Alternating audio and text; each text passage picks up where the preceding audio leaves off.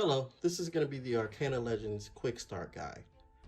First, what you'll need is a leader. You'll need the appropriate amount of Arcana. In Damien's case, it's going to be 8 Wind Arcana and then 4 of anything. And we have selected 10 Wind and 2 Fire to make up his Arcana pool. You'll also need 5 Veils and a constructed deck of 30 cards. All right, it's setup time. So Veils are placed in any order you like, face down. I tend to put them beside my leader. Leaders have their own spots. Then I place my Arcana in its own space face up. It is a public zone. And lastly, you can place your deck wherever you really like. I prefer it over here. And then we can start the game. Now, the start of the game, first you would determine who goes first via die roll or rock, paper, scissors, however you want to do it. And then both players would select 4 cards from their inventory, that's their deck, and that will become their hand. And once you've done that, you're ready to start. All right, let's move on to the start phase. So, the start phase of the game is where you would select additional cards to place in your hand. If you're going first, you would select 1, and then after that, you would select 2 every turn. If you're going second, you would always select 2. So in my case, we're going to pretend that we're going first here. So I would select 1 additional card and place it into my hand from my inventory. And that would basically take up the entire start phase unless you have effects that would apply during the start phase. All right, let's move on to the main phase. The biggest thing that you can do in the main phase is draw energy to your leader and to your guardians. That's one of your biggest things. Draw is an effect that attaches Arcana of a specific type to the thing that's using the effect. So for instance, if Damien, the Naturalist of Wind leader, were to draw, he'd draw 1 wind to him and it would now be attached to him. Other things you can do during your main phase is play a Guardian. If you choose not to play a Guardian, you can also play a Spirit. And you can also play a draw card. Now, I'm going to play a Guardian. Chase also has a draw effect, and he also draws a single wind to him. And then I'm going to play a draw card. Draw cards are like the effect, like the draw effect, except they're printed on their own card and they have their own separate powerful effects. Their purpose is to accelerate your ability to gain energy, to generate the energy of Arcana. So in this particular case, I'll use its ability to draw to attach an additional wind to Damien. And that's how they work. You're either able to take a new energy and place it on your leader of its specified type, or move up to 2 energies from your leader to your guardians. Wind summoning also has a secondary effect that allows me to search for a single wind technique and place it in my hand. So I'll go ahead and do that.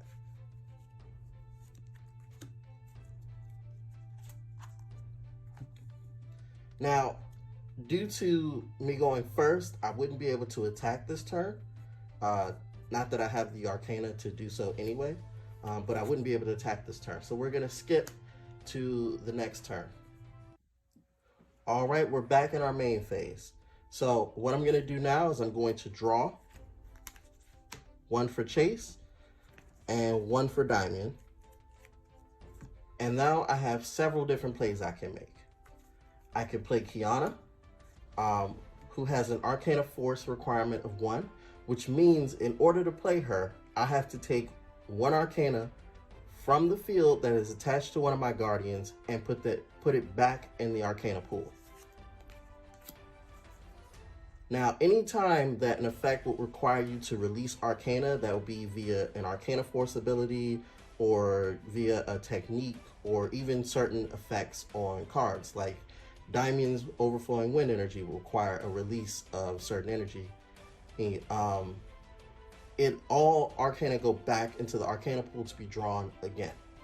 That's So that way you can always pick it up again. So it's all about gaining the energy and then releasing the energy so you can do it again. So you can build up to bigger strategies and things of that nature.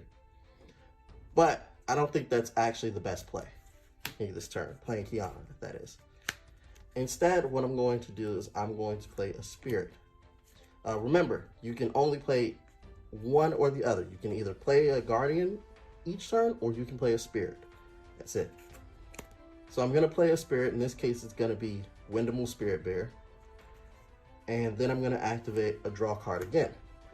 But this time, unlike before, I'm going to take 2 of the energies that are attached to my leader and attach them to my character Chase. And then when summoning will go to the discard.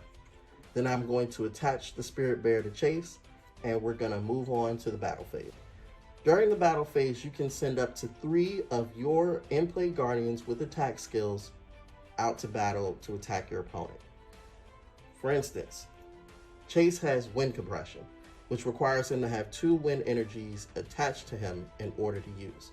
That is a skill. So I'm able to send him out for wind compression since he has his 2 winds, and I'll attack with him.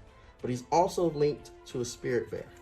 So his wind compression attack is 3 attack. That's what it represents. But this stat right here, LNK, link, 2 link, will additionally add another 2 attack to his wind compression attack. So he's attacking for 5. Now, there are several ways that this can play out. I can either play a technique. For instance, I can play Wind Strike, which will require me to release 1 Wind Arcana from the user. That's how all techniques work.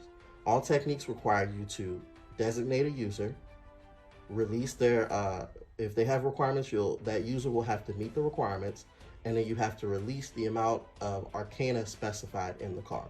In this case, 1 Wind. And then after that, it goes on to the queue and will resolve backwards. Your opponent can always respond. So if I played Wind Strike, my opponent could play a different technique as long as they can pay for it, and as long as they're blocking and have a user out to battle to counter. And then the last technique in the queue will resolve first, and it will all go backwards. So in this case, we wouldn't be opposed. So let's pretend in this particular case we're not opposed. So you have the 2 war value you attached to the 5 attack here. Now war value is functionally it's the total of all the power that you have. So that's the 3 attack plus the 2 link plus the 2 added to the war value on top of that. So their total war value would be a 7. So if my opponent, for instance, has decided is blocking, there are 3 big outcomes that can happen here. He could have chosen not to block at all, in which case I would be doing direct damage to one of his veils. Let's pretend that, it's the other way around. So in that case, a veil would flip and damage will be done to it. If it has an effect that applies, it will apply at that time or whenever it states. So this is a veil's life. And if I'm doing 5, if I have 5 or more war value, I would do 2 damage to it.